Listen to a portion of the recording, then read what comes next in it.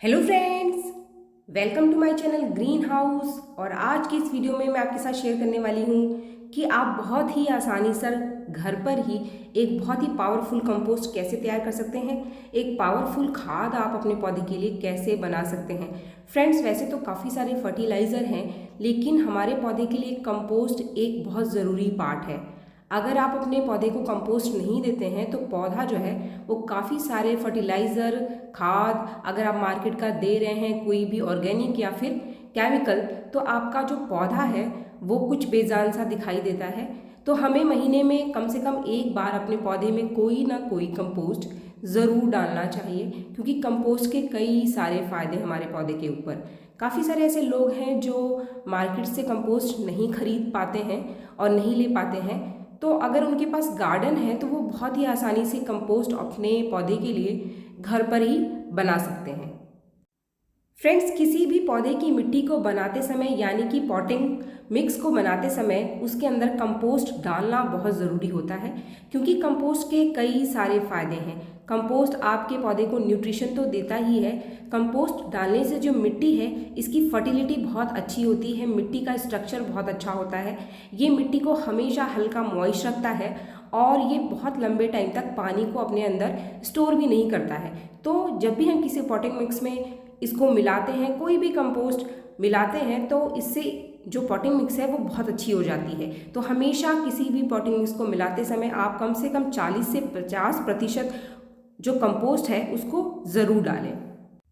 Friends, ये तो थे कंपोस्ट के फ़ायदे, लेकिन अगर आप मार्केट से कंपोस्ट नहीं ले पा रहे हैं तो आप घर में भी बहुत आसानी से कंपोस्ट बना सकते हैं। एक ऐसा पावरफुल खाद या फिर कंपोस्ट जो कि आपके पौधे को बहुत ही अच्छा फ़ायदा पहुंचाने वाला है। अगर आपके पास गार्डन है तो इस कंपोस्ट को बनाना बहुत ही आसान है।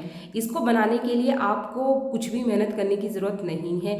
सिर्फ आपको कुछ काम करने हैं, जिसमें कि जो पहला स्टेप है वो ये है कि आपके गार्डन से जो निकलने वाली पत्तियां हैं, फूल हैं, उनको आप कभी ना फेंकें। आप कुछ दिन, जैसे कि 10 दिन का, 15 दिन का ये पत्ते और फूल इकट्ठे करके रख लीजिए और इसको पहले थोड़ा सा सुखा लीजिए।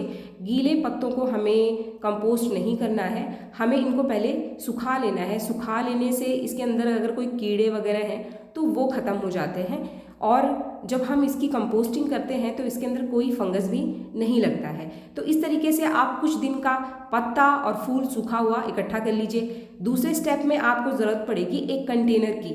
तो कंटेनर आप कोई भी इस्तेमाल कर सकते हैं, चाहे तो आप मिट्टी का गमला भी ले सकते हैं जिसके नीचे छेद बना हो। तो आप कंटेनर कोई भी लें, बस नीचे आप छेद ज़रूर ना लें। आप प्लास्टिक का भी कोई कंटेनर कंपोस्टिंग के लिए इस्तेमाल कर सकते हैं। मैंने ये प्लास्टिक का ही पॉट लिया है। तो फ्रेंड्स, पहले के 2 स्टेप के बाद जैसा कि हमने पहले सूखे पत्ते इकट्ठे कर लिए, एक गमला ले लिया, अब टाइम है इसको हम कंपोस्टिंग कैसे करेंगे। तो कंपोस्टिंग करने के लिए सबसे पहले आपको जो सूखी हुई पत्तियां हैं या फिर फूल है उसकी एक लेयर इसके नीचे रखना है। मेरे पास गुलाब के काफ़ी सारे पौधे हैं तो गुलाब की पंखुड़ियाँ मेरे पास काफ़ी सारी निकलती हैं, तो फिलहाल मैं गुलाब की सूखी पंखुड़ियों को सबसे नीचे रख रही हूँ। इसको रखने के बाद हम इसमें एक मिट्टी का लेयर बना लेंगे। मिट्टी आप कोई भी ले लीजिए, नॉर्मल मिट्टी, कैसी भी मिट्टी चलेगी। मिट्टी कोई बहुत अच्छी नहीं चाहिए आपको कि रेतीली मिट्टी चाहिए या कैसी मिट्टी होनी चाहिए, जो भी आपको आसानी से मिल जाए वो मिट्टी आप ले लीजिए। फ्रेंड्स, पहले स्टेप में मिट्टी की लेयर बनाने के बाद अब टाइम है इसके अंदर हमें एक कंपोस्ट की लेयर बनानी है।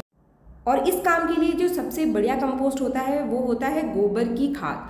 अगर आपके पास गोबर की खाद नहीं है तो आप गोबर के सूखे हुए उपलों को भी तोड़ करके यहाँ पर डाल सकते हैं।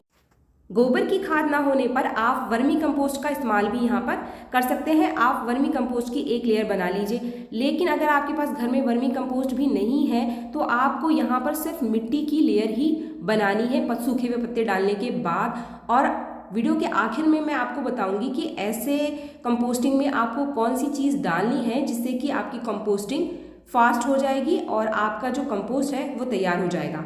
इसके बाद जो लेयर मैंने ली है वो ली है मैंने नीम की सूखी हुई पत्तियों का लेयर। फ्रेंड्स, नीम की पत्तियों का इस्तेमाल मैं यहाँ पर इसलिए कर रही हूँ ताकि जो भी हमारा कंपोस्ट बनकर तैयार होगा उसमें किसी भी तरीके का कोई कीड़ा और फंगस नहीं होगा, और जो भी कंपोस्ट बन करके तैयार होगा उसमें किसी भी तरीके की कोई स्मेल नहीं आएगी। अब टाइम है दूसरी लेयर बनाने का। तो जितना बाकी सूखा हुआ पत्ता बचा था हम उसको भर लेंगे।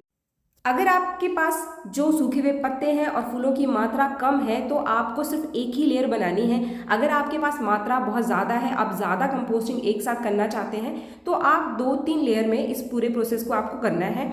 अभी हमारा जो दूसरा लेयर है वो मैं करने जा रही हूँ। इसके बाद फिर से मैंने मिट्टी लिया है। मिट्टी लेने के बाद आप एक लेयर बनाएं और इसके बाद फिर से मैं गोबर की खाद लूँगी। गोबर की खाद के बाद बची हुई जो नीम की पत्तियाँ थी वो मैं लूँगी। फ्रेंड्स, यहाँ पर एक चीज़ मैं आपको बता दूँ, अगर आपको नीम की सूखी पत्तियाँ नहीं मिलती हैं तो आपको ज़्यादा परेशान होने की ज़रूरत नहीं है। यहाँ पर आपको हल्दी पाउडर का इस्तेमाल करना है। आप 1 से 2 चम्मच हल्दी पाउडर नीम की पत्तियों की जगह जो है वो लेयर में डाल दीजिए। नीम की पत्तियों की जगह हल्दी पाउडर डालने से आपकी जो कंपोस्ट तैयार होगा उसमें भी किसी भी तरीके का कीड़ा और फंगस नहीं लगेगा और कोई भी स्मेल नहीं आएगी, क्योंकि हल्दी पाउडर भी एक नेचुरल इंसेक्टिसाइड और फंगिसाइड है। तो फ्रेंड, जितनी भी सूखी पत्तियां बाकी बच गई थी उन सब से एक आखिरी तीसरी लेयर मैंने बना ली है और इसके बाद बिल्कुल सेम प्रोसेस हमको फॉलो करना है। इसके बाद मिट्टी की लेयर, गोबर की खाद और सूखी हुई नीम की पत्तियों को डालने के बाद जो आखिरी स्टेप है वो ये है कि हमें ऊपरी हिस्से को अच्छे से मिट्टी से कवर कर देना है। इतना कवर करना है ताकि जो हमारी सूखी हुई पत्तियां हैं, पंखुड़ियां हैं, वो दिखाई ना दें।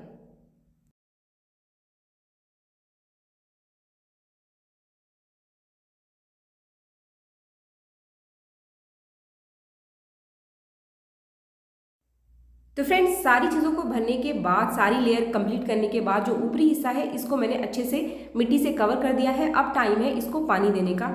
पानी आपको इतना देना है कि जो नीचे का छेद है वहाँ से पानी बाहर निकलना शुरू हो जाए, तभी हमारी जो नीचे तक सारी चीज़ें हैं वो अच्छे से भीगेंगी। तो पहली बार में आपको पानी की मात्रा इतनी रखनी है। जैसा कि मैंने आपको पीछे बताया था कि अगर आपके पास गोबर की खाद नहीं है या फिर वर्मी कंपोस्ट नहीं है तो उसकी जगह कौन सी चीज़ आप डालेंगे जिससे कि कंपोस्टिंग आपकी फास्ट हो जाए।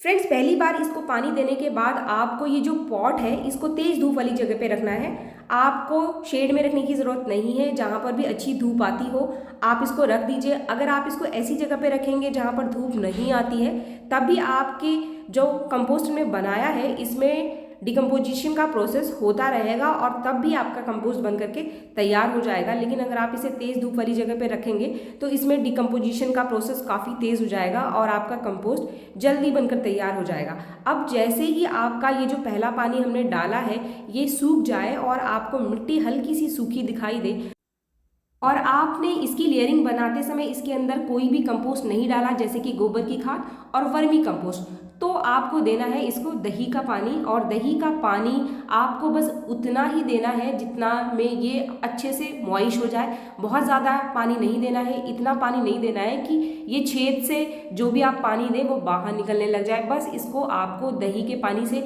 या फिर मट्ठे के पानी से इसकी मिट्टी को हल्का गीला करना है। आप 2 या 3 ग्लास में 2-3 चम्मच दही को घोल लीजिए और उसको आपको सिर्फ एक बार देना है। दही के पानी को देने से इसमें डिकम्पोजिशन तेज़ हो जाएगा। जो काम गोबर की खाद करेगा हमारे इस डिकम्पोजिशन के प्रोसेस में, वही काम दही का पानी करेगा, क्योंकि दही के पानी को डालने से काफ़ी सारे जो माइक्रोब्स हैं वो बन जाते हैं जो कि डिकम्पोजिशन के प्रोसेस को तेज़ कर देते हैं। ये जो पानी बाहर निकल गया इसको आप फेंके ना, इस पानी को आप अपने किसी भी पौधे में डाल सकते हैं, क्योंकि ये जो पानी है वो काफ़ी न्यूट्रिशन से भरा हुआ है आपके पौधे के लिए। तो फ्रेंड्स, इस पॉट को अब मैं धूप में रख दूंगी और जैसे ही मिट्टी मुझे ऊपर से सूखी हुई दिखाई देगी तो इसमें मैं थोड़ी सी मात्रा में पानी डालकर इसको दोबारा से मॉइश कर दूंगी, हल्का गीला कर दूंगी, ताकि जो डिकम्पोजिशन का प्रोसेस है वो चलता रहे। इसके साथ ही ये जो मिट्टी है, अगर आप चाहते हैं कि इसका जो मॉइस्चर है वो एकदम से ख़त्म ना हो तो किसी भी सूखी हुई पत्ती से या फिर फूलों की पंखुड़ियों से हम इसको कवर करके रख देंगे। फ्रेंड्स, आज 15 दिन हो गए हैं। जो भी हमने प्रोसेस किया था उस पूरे प्रोसेस में 15 दिन हो चुके हैं और जिन ऊपर की पंखुड़ियों को मैंने ढका था वो पंखुड़ियाँ जो हैं वो सूख भी चुकी हैं। तो हम इसको थोड़ा सा हटा करके देख लेते हैं कि अभी क्या कंडीशन है हमारी कंपोस्टिंग की। थोड़ा सा मैटर मैं बाहर निकाल के देख रही हूँ और जो पत्तियां थी वो गलनी शुरू हो चुकी हैं, काफ़ी हद तक गल गई हैं। जो भी सूखी पत्तियां थी या फिर पंखुड़ियां थी वो गलनी शुरू हो चुकी हैं, यानी कि अच्छे से डिकम्पोजिशन हो रहा है इसके अंदर। अब इसको मैं दोबारा से कवर करूंगी और फिर से थोड़ी सी हल्की सी पानी इसको डाल करके मैं फिर से इसको इसी की पुरानी वाली जगह पे रख दूंगी।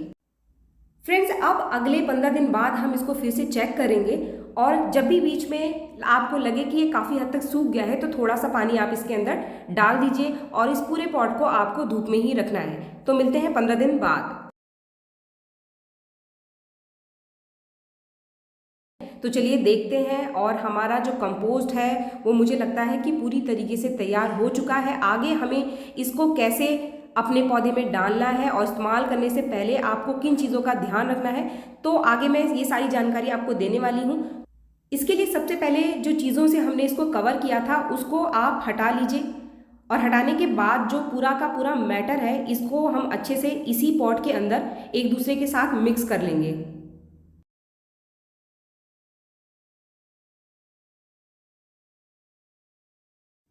इसको अच्छे से मिक्स करने के बाद अब हमें एक चाहिए दूसरा कंटेनर, जिसमें हम ये सारा का सारा जो हमारा कंपोस्ट है इसको बाहर निकाल लेंगे। इसके बाद आपके कंपोस्ट में अगर कोई चीज़ बच गई है जो कि डिकम्पोज नहीं हुई है तो इसको आप हाथ से ही बाहर निकाल लीजिए।